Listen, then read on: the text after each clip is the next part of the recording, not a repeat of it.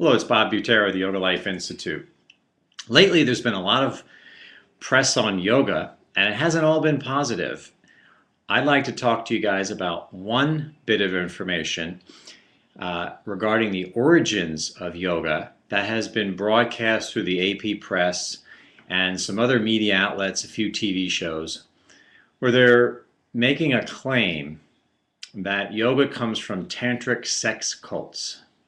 Now, as soon as you say the word sex or cult, you engender a sense of sensationalism. People start thinking, oh, what's going on? And is this yoga something that we're unaware of? People new to yoga become scared and they wonder what's going on. So first, I'd like to share with you guys that 1% of 1% of yoga may have been done in these types of cults. Just like every single religion in the world has 1% of 1% in some kind of fanatical cult. That's not where the group originated.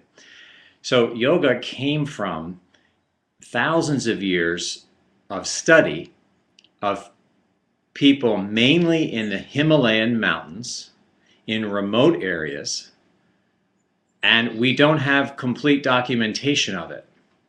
But we do know that a book was written over 2,000 years ago called the Yoga Sutras, and that explained all the goals of yoga, and none of it had to do with any cults or sex or anything. And quite frankly, the yogis of old were all celibate, and that's completely documented, and there's plenty of groups that are still going today from those original founders of yoga. So we can debunk that very quickly. And you could make the claim about cults and then get yourself a national story and scare people a little bit to think yoga is something crazy. Well, the point though, of course, is that the news and the media didn't think to ask people who might have credentialed background and to ask more than one person to see if that's what they thought. So someone like me with a PhD in yoga, a lot of my colleagues, my professors, every university has a Sanskrit department, would be able to tell you all of this stuff beyond a reasonable doubt. But the other thing that the sensational media is missing is actually the reason why you'd want to know what your origin of yoga is, right? It would only be, how is that impacting your yoga practice of today?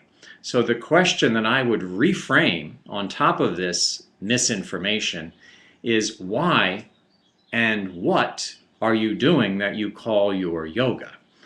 To give you a definition of what we're practicing, is it would be looking at your overall lifestyle.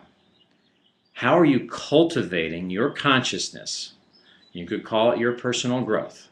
What are you doing to cultivate your personal growth? That would fit under the umbrella of yoga. So yes, everybody knows about yoga pose classes. Not everyone knows about the study of scriptures, a personal choice in terms of religious practice and growth, relationships. I mean, how much does your consciousness expand when you actively improve yourself through a marriage or through parenting? It's not only the children that benefit from the parenting, the parents get the experience to learn about themselves. Then you have your nutrition, you have exercise, you have your attitude and approach to work. These are all many of the facets of yoga that we would hope to share with you and give you tools for. So, does it matter so much where yoga began? Not necessarily, so long as what we're practicing today is helping enrich our lives and enriching the lives of others. So if we can help you minimize your stress, to maximize your creativity and your joy, to enhance your family life, your work life, and our whole society, as well as your own personal inner peace, then we've done our job. So for the one drop in the bucket to minimize some sensationalism, there you have it. Think of what you're doing with your yoga, and the whys and where it's from become less important.